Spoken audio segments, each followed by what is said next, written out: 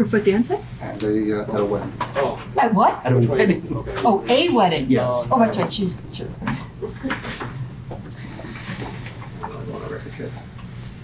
All right, thank you. Everyone is here on a case that is well known to this court, World Mission Society Church of God versus Colón, BERL 527412. Counsel for World Mission, your appearance, please. Andrew, go ahead. So Solomon Rubin, Law Office of Jan Meyer. Thank you. Andrew Miltenberg, Nessenhoff Miltenberg. Thank you, Ms. Milford, Mr. Rubin. Paul Grosswald for the defendant. Okay, thank you. Please sit down. We were all present on July 11, 2014. At that time, there were a number of motions before this court. Colón's motion to dismiss for failure to make discovery, filed January 13, 2014. Colón's motion to compel depositions of Richard Whalen, Arcicio Pereira, and Lincoln Grill, filed January 29, 2014. Colón's motion for a protective order, filed March 3, 2014. World Mission's cross motion to strike pleadings for failure to make discovery, filed March 19, 2014. Colón's motion to quash Abermount subpoena, filed April 25, 2014. World Mission's cross motion for legal fees, filed May 14, 2014. Colón's motion to quash IFF subpoena, filed May 23, 2014. Present today also is World Mission's motion to dismiss, filed June 2, 2014. At the time of the January 11 oral argument, there was a hiatus because at that point in time, it was the position of World Mission that it had provided to Colón the financial documentation that had been requested. Mr. Grosswald had brought with him at that time all some 5,000 pages that had been produced, and there was a break wherein it was requested that Ms. Zabrowski, who unfortunately has broken her foot and is not here today, did find one document having to do with financial information, and that was a monthly report dated January 31st, 2014, which was wholly inadequate to satisfy any sort of demand for financial information, which is relevant to this case, which this court has exhaustively discussed in the past. I was advised at that time that within 1 week, the appropriate financial documentation would be provided to Mr. Grosswald. At that time, I directed World Mission to provide the court with a copy of that financial documentation. I have received that financial documentation together with a letter attached to it from, I think it's from Ms. Zabrowski, a 6-page letter. And then I have a response from Mr. Grosswald that's dated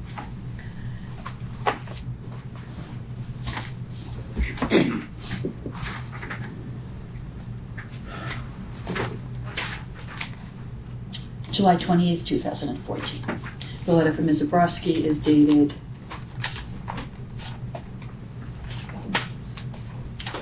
July 18, 2014. I asked all counsel to be present to continue the arguments of the prior motions as well as the pending motion to extend discovery, but I first must direct our attention to where we left off, because the court is extraordinarily concerned with the fact that the documentation that World Mission Society Church of God has provided in response to all of the demands for documents and interrogatories reveals that, and I'm not even saying this documentation is appropriate or adequate with regard to what was required to be provided. But putting that aside for the moment, what was revealed in what was provided was that the revenue has increased substantially, not only during the period of time of the alleged defamation, but from 2009, the net income being $1,880,938 to the present being $3,636,439, and these are profit and loss statements. I don't know how they were prepared. January through December for each year, 2009 through 2012. 2010 indicates $2,135,239, and 2011 indicates 3,311,519, and as I said, December 12 indicates 3,636,439. So the financial damages which are required to be shown in this case, which from the outset this court indicated is clearly the burden on World Mission, which they claim there was donative revenue which was diminished as a result of what Ms. Colón did, and the court directing multiple times that they had the burden of establishing that that donative revenue loss had to be proven as a direct result of what she did. Not only isn't it in the documents that were provided in response to the discovery, but it reveals that there has been no damage whatsoever from a financial perspective. And how do you respond to that? Just because revenue increased didn't mean there's no damage. It could be the revenue would have increased even more, but for those statements. We plan on having an expert witness that will be able to testify as to damage from the impact of statements. I mean, it's plainly cannot be the case that any time a company's revenue increases, there's no damage. Damage. There could be other factors that could have caused an increase that are unrelated to the negative statements that are greater in amount than the amount that the statements decreased revenue. So that's A. Separately, we think that we're accused of a crime. There's defamation per se, and we actually, as a matter of law, we don't necessarily have to prove that damages is defamation per se. That's a legal issue. But it's still the case that the increase in revenue doesn't disprove the existence of damages. Okay. Well, with regard to the defamation per se, I mean, we go back to whether or not we're dealing with a public figure or a private figure. We go back to whether or not actual malice has to be shown. We're going back to all those defamation issues that we had discussed early on at the initial motion to dismiss. I had the time and I took the liberty of reviewing this file from when it began. And I think it's important to state on the record that this court has had this case since its inception. And I went through the request for production of August 27, 2013 that I painfully went through with counsel in terms of what was supposed to be produced by your client, Mr. Rubin. And I also went through the court's decision. This court wrote on August 7, 2013 a 29-page decision having to do with Ms. Colón's motion to dismiss. And the larger question that I need to ask you, Mr. Rubin, as we're sitting here, is what would any of the discovery that you're requesting add to the fact that you have not, and I realize you're asking for an extension of discovery. Discovery was over May 29 of this year. How would any of that discovery remotely change the fact that your client has increased its revenue by $1.5 million over the time that you're claiming damages? Your Honor, from a financial perspective, and we've maintained from the beginning that is a significant challenge for a defamation plaintiff. The reality is that question really has to be put to a jury at the very least, because reputational damage, not pecuniary damage, is at issue. Now, this isn't an individual, it's an entity. At the same token, by the same token, Your Honor, a trade libel, okay, or a defamation of an institution, especially a religious institution or an educational institution, may not be able to be measured by monetary damages. Now, do we believe, excuse me, Mr. Norriswold. Trade libel is dismissed. I understand, but it's still within the rubric of that same thought process, while that cause of action has been dismissed, that the courts routinely uphold. Yeah, but this has to be directly proven as a result of something Ms. Colón did. And not, one thing is for sure, as I'm sitting here now on, what's today, August 29th, 2014, my knowledge and understanding of World Mission Society Church of God is certainly quite different than it was in 2012 when this case was first filed. Okay.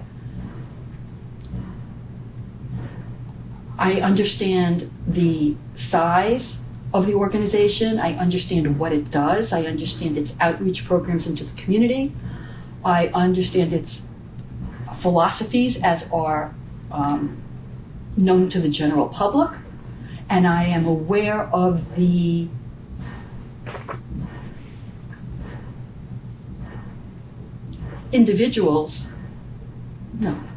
the number of individuals who have spoken out against the teachings of the church and have indicated that, in their opinion,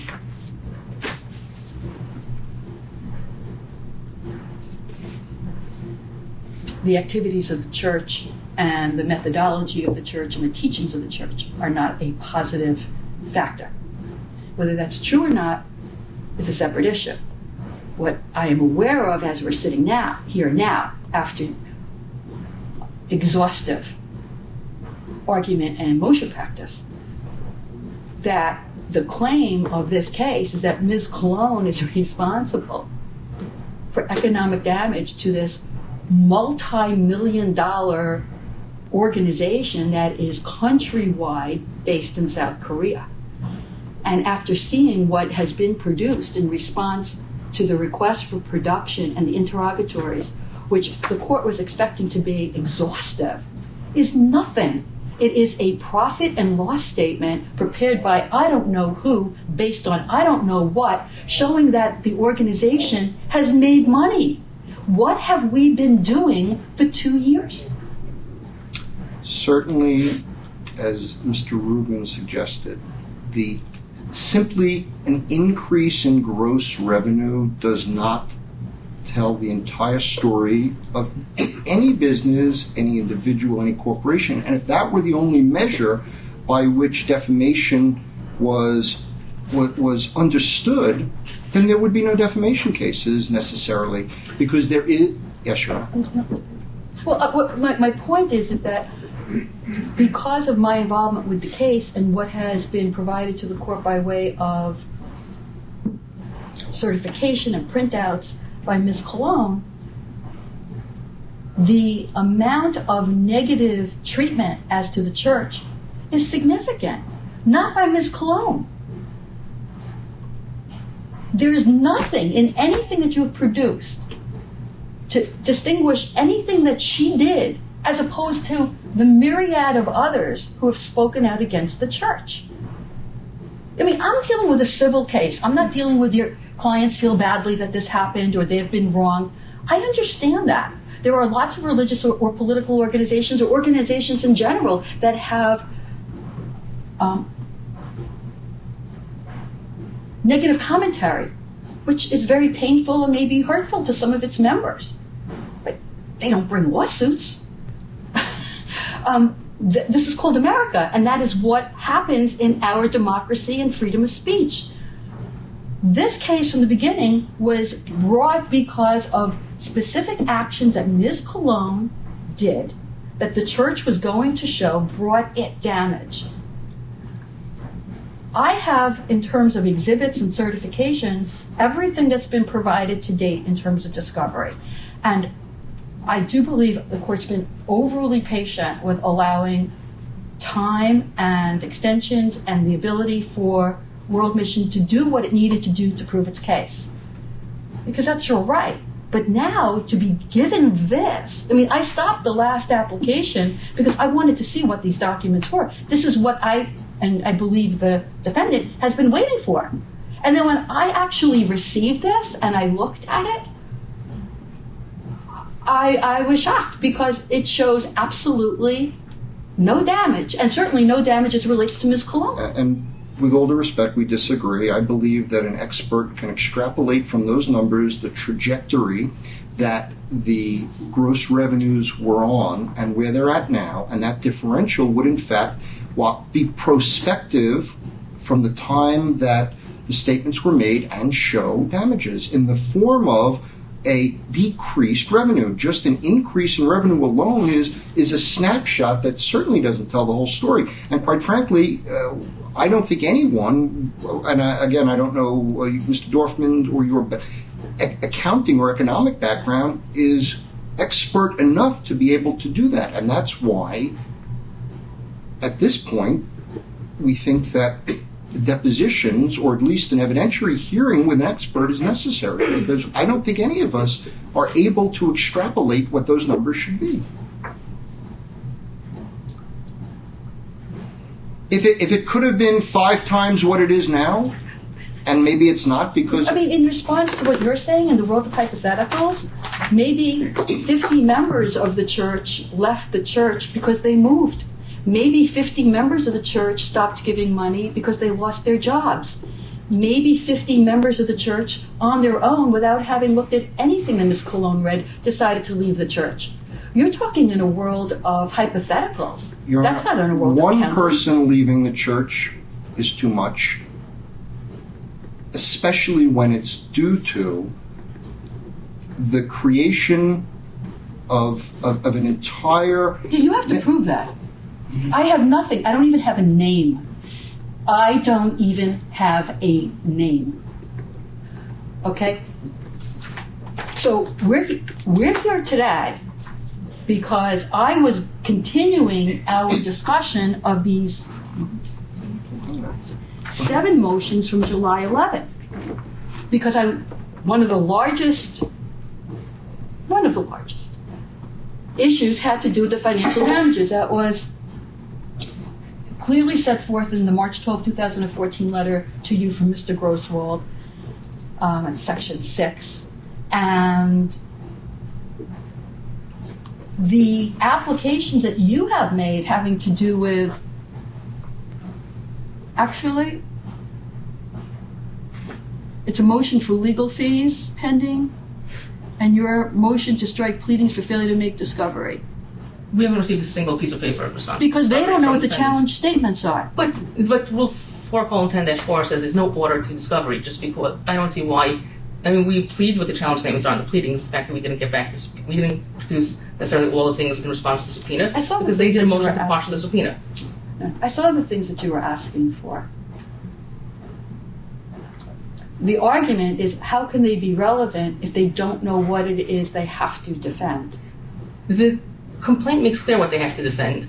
We didn't get back all the statements from responses to the internet providers, but they actually made a motion to quash. But they have to be about Ridgewood. That you're missing. But they have to be about Ridgewood. Well, That's why this litigation continued. well, It was about Ridgewood. that's And nothing shows it's about Ridgewood. absolutely. I mean, if you look at the statements, when it was like the 5-part article, it says that she was from the New Jersey branch. It clearly indicated that it was Ridgewood in particular. So I mean, those child statements. And then, I already had that though. Right. And so I mean, but at least the complaint at least paraphrases at least what the challenge statements are. The extent we don't have them is probably because they filed a motion to quash the subpoenas, and we had the court kind of modified it. We have to send out new ones in April, I believe it was. But again, I mean, right now we're in the middle of this discovery. We're not hearing a summary judgment motion.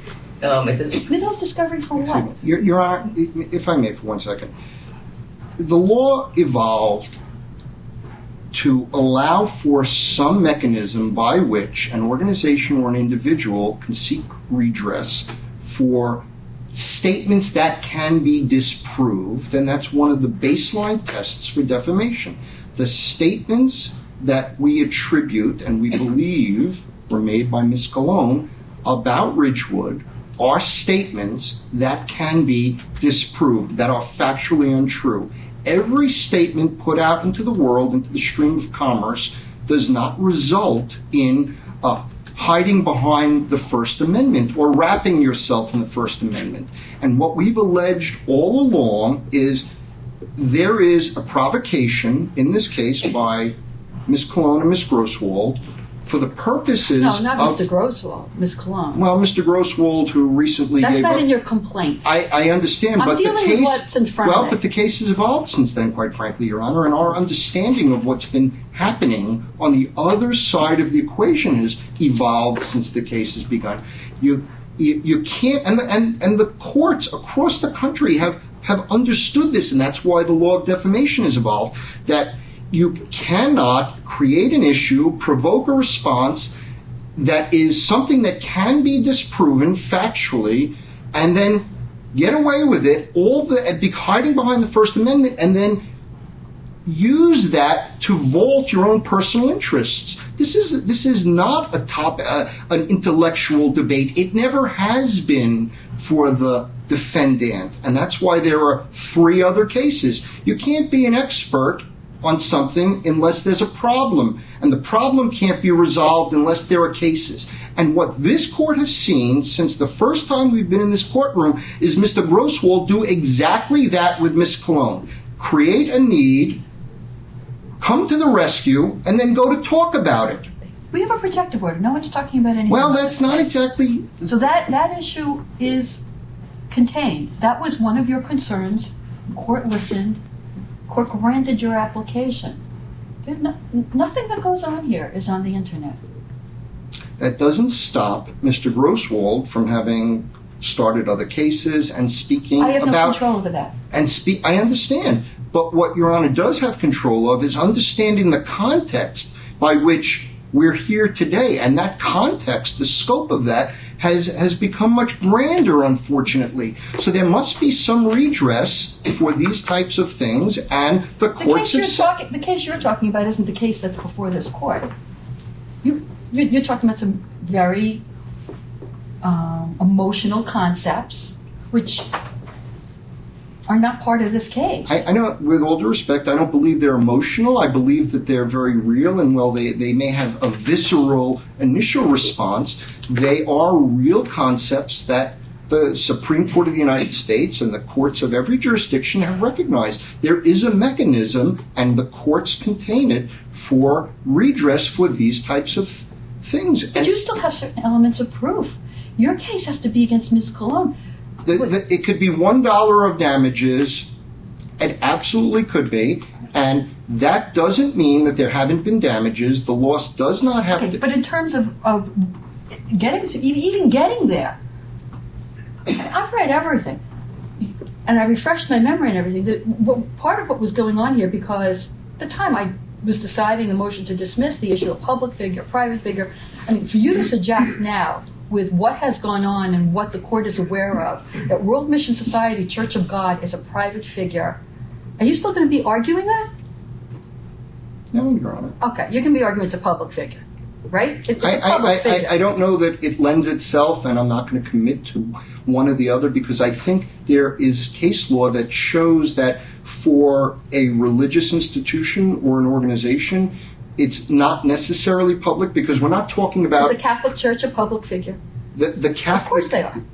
Well, Christianity and Catholicism and Judaism are currently a much larger issue. For purposes of legal definition, I'm going to the extreme. I'm saying the Catholic Church. I'm talking about a legal definition. So if we're talking about the papacy, yes, it is. It's a public figure. It is a public figure, but it's also a legally recognized state within a state.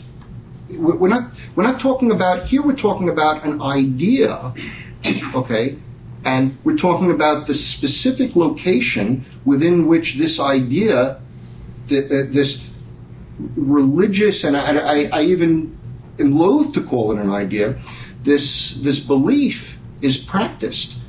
And so I don't know that it lends itself to being a public figure in the same way the papal state does. And there's a difference between Catholicism and the papal state. And so can the Pope, can the papacy be a plaintiff in a case? Perhaps. Can Christianity, Catholicism, Judaism be a class? I don't know that it can. I don't believe that it can. And in any event, I understand Your Honor's taking that argument to an extreme, and I don't know that I realize that was an extreme, but... I don't know that those lend themselves But just seeing what the World Mission does in terms of its involvement... I understand, but now consider what you're saying. That would have and so consider what you're saying. Should there be no redress for this type of...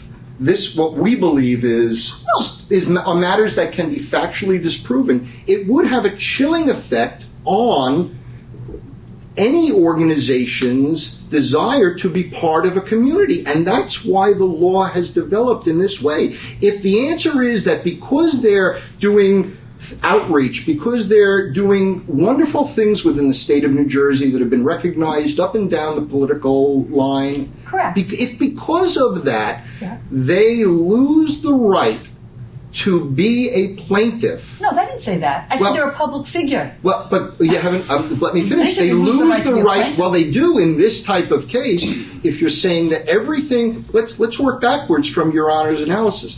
If it all must be pecuniary loss, and it can't be anything else because Well, they. that's what your complaint is. Your Honor. That's what but your complaint I understand, is. and the case has evolved since then. No, it hasn't. Our belief is that it has. It would. Well, Let me you can finish, argue that, Your but that's Honor. not what the- Okay. Well, let me finish my thought that it will have not just on this organization but on everyone an incredibly chilling effect for public participation. I don't want to call them good deeds. I don't understand how you're making that connection. What does this have to do with a chilling effect on Well, because organizations Your that Honor have public just said participation? that how can they not be a public figure when they're doing community outreach? So the answer that I should tell organizations in the future is don't do good work because it may mean you're a public figure, which may mean that someone will be able to damage you in a way that for which you have no redress. Well, that's your understanding of what I said. That's not what I said at all. I'm looking at the issue of what has to be proven by you, and the standard being malice. If the entity is a public figure. That's the law. That's why I'm focusing on that. Your connection of the dots to get to the point what you just said, that's an argument you're making. That's not what I'm directing my concern over. If I could just respond on that, even if we have to prove malice, we believe we could prove it. We just need discovery from the defendants to do so. They did not produce a single piece of paper. We think that we're entitled to not just the particular statements, but things that relate to that would show the intent of the defendant. And right now, we're not here on a motion for summary judgment. We're here on a discovery motion. Your case, I went through your complaint, I went through the interrogatories, I went through the document requests, and I didn't dismiss this case because the standard for a motion to dismiss was such that arguments were made for the case to go forward, for you to be able to conduct discovery and provide discovery regarding your proofs. You started the case. I was sitting here. Your claims were that you have lost donated revenue as a result of what Ms. Colón did. And there is nothing even remotely suggesting it. Your Honor, we can't prove malice without depositions. It can't be done. And no plaintiff in our situation can be expected to do it. And that's why these cases aren't. Yeah, where are the challenge statements that go directly to Ridgewood? The defendants are entitled to that. Because we had this discussion back when we had our original arguments. And you maintained that this case was about Ridgewood. It's not about World Mission Society Church of God in the larger scope, but about the chapter or the parish in Ridgewood. And I see nothing in terms of challenge statements regarding Ridgewood. Well, two things. They wouldn't have to explicitly say the words Ridgewood if a reader of the statements would know that it was Ridgewood. That's A. And so in the broader context, we would argue that they realized that readers would have known the challenge statements related to Ridgewood. But separately, we subpoenaed internet providers. They filed a motion to quash. In April, I believe, Your Honor issued an order saying that we should narrow down the subpoena and reissue the subpoena. We didn't get the responses yet. But we're still in the middle of discovery. It takes time to get all the responses. And given the state of this case, I mean, that motion to quash took months to be. I'm saying what I'm saying today because I realize we have 7-8 applications having to do with depositions and subpoenas. And one had to do with discovery and getting the financial documents to show the financial damage to the entity. And when the court saw that there's no financial damage by whatever methodology you put together to show, I'm trying to figure out what we're doing. I mean, again, I don't think that the fact that they increased revenue doesn't prove that there was no damage. I mean, Yeah, but you got to prove something. What are you proving? I have nothing. Because we didn't get to we intend to produce an expert, or they could depose the expert. We'll have an expert report and the methodology that was used. But right now, again, we're not here on summary judgment. As far as we're concerned, we're still in the middle of discovery based on the procedural history of this case. Okay, let me hear from Mr. Percival. Right, well- We're continuing our argument on the 7 motions from July 11th. All right, so look, if they're a public figure, they're saying they need to depose her to prove malice, but the bottom line is if they're a public figure, they're not entitled to the presumed damages that they had mentioned back on July 11th, right? The presumed damages are these damages where they say, just if we can prove it's false, we get damages no matter what, because it's presumed. Again, if you're a public figure, they're not entitled to that, which means they do have to prove the financials and all these other damages that they're trying to get around the lack of financial damages by relying on presumed damages, which they can't get if they're a public figure. And so that's the bottom line. And we asked for significant discovery about the public figure status. We believe that they have a media operation in the church where they actually produce videos to respond to critics. And I've seen videos on YouTube where a critic puts up a video saying it's a cult, and then World Mission puts up a video explaining why they're not a cult. So they're actually engaged in a debate about the specific same issues that Ms. Colón raised. So we asked for those videos. We asked them to produce it, and they're not producing it. So I think we're at this point, Your Honor has the right idea that you should just declare that they're a public figure. They can't get presumed damages, which means they have to prove the damages substantively. And if they don't have it, then they shouldn't be able to proceed with the case. And as far as an expert is concerned, an expert would need underlying documents to rely on, right? And they don't have any. So there's nothing for an expert to do. I should say that on the record. I understood the argument about an expert report. Okay. The balance sheets that were produced from 2009 to 2012 have none of the backup documentation for the request for production that the court went through on 8/27 that Ms. Colón is entitled to. I mean, you can't just give numbers and say, oh, and they would have been higher without giving the backup production. Oh, and I understand I didn't say that they could subpoena all of your bank records, but that doesn't mean that they're not entitled to financial information to show various items, which with this document request, which has some 181 items, encompasses. So the information that was provided showing the revenue they received has nothing which is required to show, in fact, that's the money that they received. I mean, it's deficient on so many levels, I don't know where to begin. There's no month-by-month breakdown to connect it to the timing when the statements were posted. There's no information from any particular donor showing that a particular donor who had read the statement. I was thinking with the time, effort, and energy that was put in this case, that there would be some sort of, expert report or accounting or something to concretely show that which was being alleged. And this is, it's just a document put together by I don't know who, based upon we don't know what, and it's showing that money increased.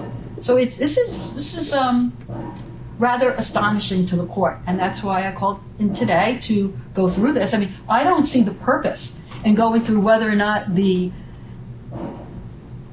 World Mission's legal fees or Colón's motion to quash the IFF subpoena or any of this else needs to be decided, and is not going to be decided, because without this,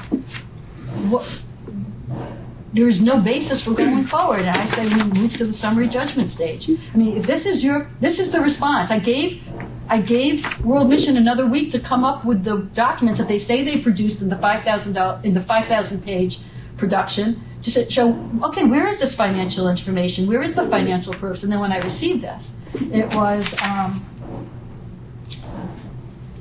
Your Honor, in our letter to you of August 1, we point out two cases that the States versus Abbas case and the Ricciardi case, or the Riccardi case, both of which, most respectfully, stand for the proposition that a business can suffer nominal reputation damages and non-pecuniary. That's not what your complaint is about.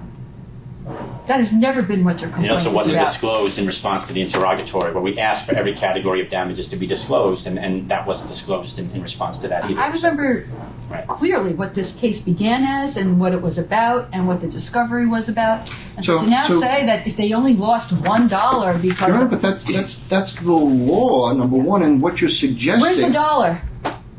Where's the dollar? Show me the dollar. I have none of that. It's the balance sheet is prove. not adequate.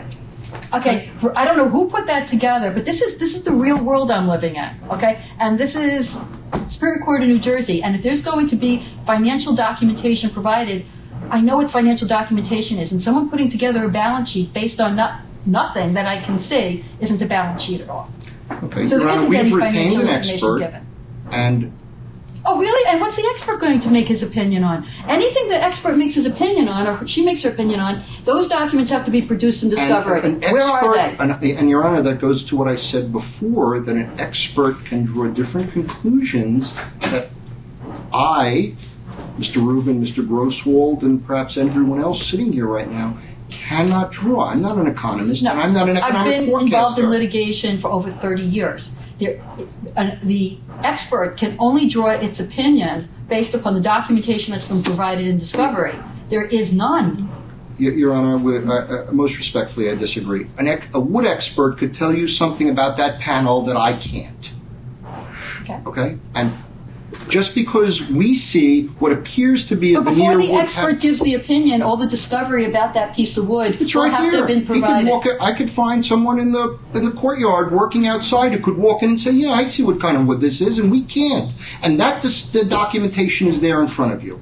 And just because we can't see what that means doesn't mean an expert can't. No, I think everyone in this room is sophisticated enough to know what financial Your Honor, documents are. again, with all due respect, it is a very incomplete.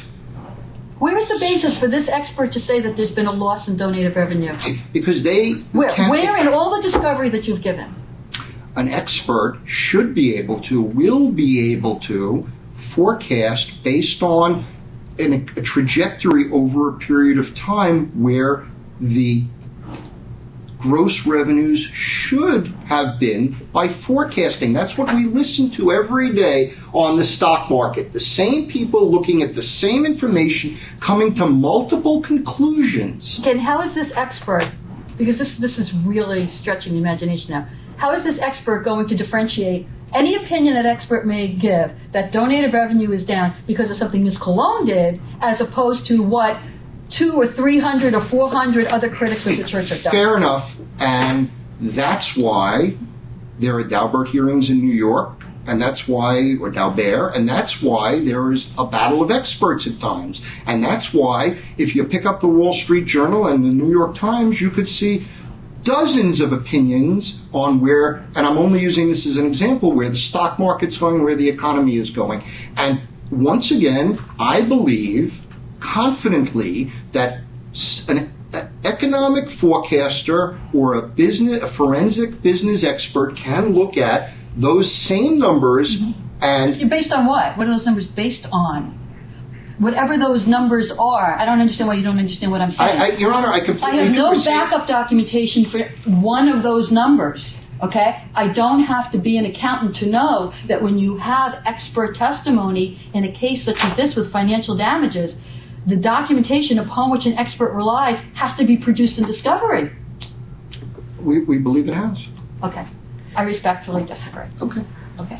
Your application to extend discovery is denied for all the reasons set forth on the record, because it serves no purpose. And we're going to go forward with the application for summary judgment. I don't know when it's returnable. Okay, well, Your Honor, it's returnable September 5th, but I believe you gave them an extension to September 19th. But I just want to raise some of my concern now. And I also want to deal with the motion to dismiss the case of Colón versus World Mission on the same day. Okay, okay, but I just want to raise my concern. I appreciate you denying their motion and sending us to summary judgment, which is what we asked for. But we also wanted to make it clear that we do, in fact, have an adverse inference that they're a public figure. Because if we don't have that, they can still raise presumed damages on the summary judgment motion, in which case we're going to need discovery. They haven't given you that discovery. Right. I mean, my understanding of the law on what a private versus public figure is, and my understanding of what World Mission Society Church of God is, and I just don't understand how they're going to argue it's a private figure. But if they want to argue it, I'm not going to preclude that. But if they were to prevail on that argument, we would be in a position where now we're in trouble because we didn't get discovery on the truth. You see what I'm saying?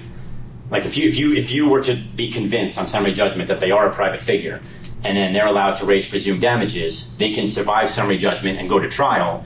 And now we have a defense of truth, and we didn't complete discovery on that because we assumed we didn't need to, but now we're going to need to if we don't have that. I feel evidence. confident stating that the scope of World Mission Society's Church of God in its involvement on multiple levels, and its presence and the size of its presence, and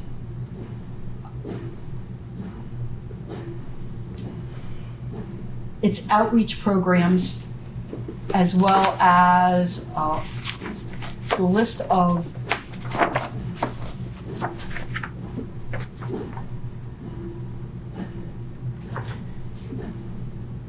communications and activities it extends itself into would render it a public figure. I don't understand how, now that I have had this case for over 2 years, how it would be argued that it was a private figure. So can you make a ruling on that now, or are you still going to?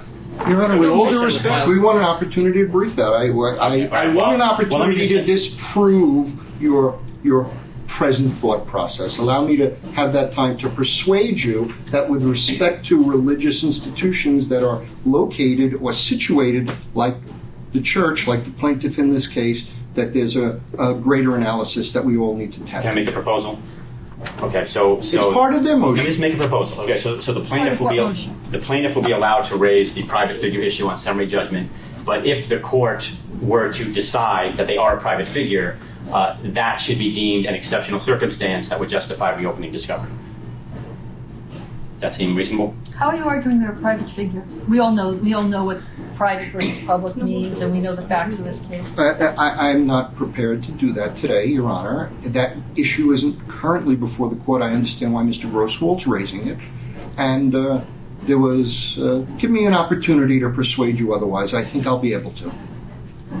As long as we know we're not going to be forced into a trial without having the opportunity to prove truth as a defense, then I'm not worried. I just want to make sure that the court understands that we have that right to do that. Okay. All right. So then with regard to the schedule, September 19th is the day that the motion for summary judgment is returnable? That's what it's on for now. Mm-hmm. And the other but case also? I want to, you know what, let's do one at a time. We're going to, because of Ms. Zabrowski's inability to participate in the case, we're going to be asking for a little more time on the motion for summary judgment. That's fine. Where are we? Are all the papers in on the motion to dismiss Colón's case? We did an oral argument on that already, huh? What? We did an oral argument on that one already, didn't we? Yeah. Yes. Yeah. He's nodding. We did an oral argument on the other case. I guess you don't recall. It was back in June. So. I have a pending motion to dismiss Colón's case. Mm-hmm. We heard right, and we Colón versus World Mission. I have a pending motion. She's the plaintiff. Yes. And we briefed it, and we did an oral argument. We've been waiting for your decision. I mean, you might have just lost track of it, Your Honor. I'm right, correct? Yeah, it was our oral argument. In June, we had an oral argument on it, yeah. I mean, I'm willing to do a follow-up argument if if Your Honor has questions that you'd like to follow up with. We can certainly do another argument, but just so that you're aware that it was fully briefed. I'll check my notes. Okay. Because I know that that's outstanding. Right. Okay. Okay, so then. I will send you orders. Okay, so now just one more thing. So the motion in limine, which accompanied our motion for summary judgment, I assume would be deferred to the same date, September 19th. I don't have a motion in limine. You don't have a motion in limine? With the motion for summary judgment. I haven't looked at that. Okay, well, it should just so much. But it should be the same day. I have more than one case. I understand, but Okay. it should be the same day, September 19th. Yeah, makes sense. Okay. And we've addressed why we think it's a little early and improper at this time, a motion in our opposition. Now, one more thing then. So we do have an October 6th trial date. Is the court going to adjourn that since everything's now being pushed back? Oh, yes. Do we need to make a motion to adjourn? What day are we going to do the motion for summary judgment? 9/19. No, we're moving that. We're moving that. Let's give them a yes, I'd like to, let's give them a new date now in October. yes. First return date, I can check the calendar. Let me look for a return date. Okay, thank you. Thank you. Okay. Thank you for your time. I'm sorry, I will send everyone the orders. Did we get a date? I'm going to give you a date now. Oh, okay.